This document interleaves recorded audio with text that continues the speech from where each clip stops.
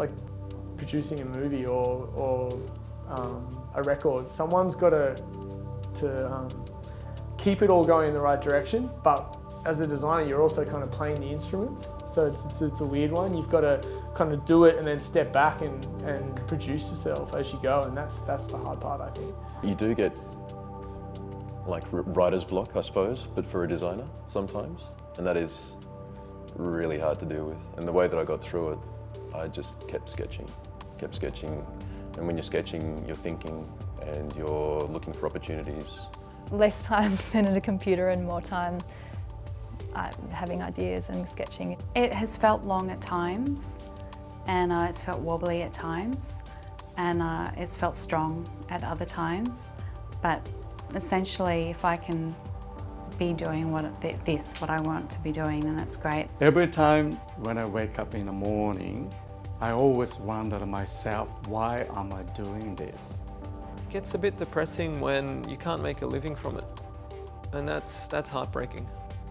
Like, I can make a living, but it's incredibly hard work. Being a furniture designer or even fashion designer, you have so many things competing with. So you have to make sure that whatever you do has got originality and functionality and has got strong aesthetic beautiness. It's such a tricky thing when you think you've come up with something unique and then you find out that it has already been done before.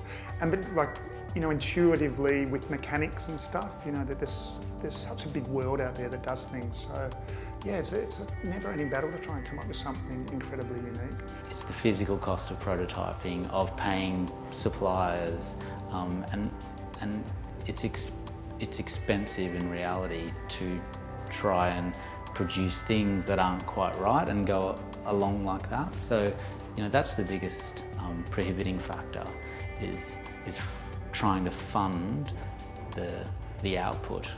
People say that, oh, you know, we love your design. How much is it? And when I give them a price, they step back. To me, it is a good way to work with a local manufacturer. That's the way I can control the quality. But so therefore, it's hard for me to you know, give you the right price. And it's not about competition either, it's about accessibility. I'd like people to, I don't want my things to be elite. I'd like people to be able to,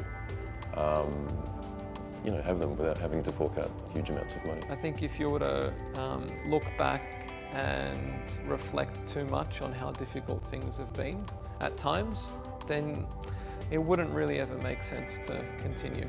So the ability to be able to forget how hard something was to prototype or to get to market is fantastic.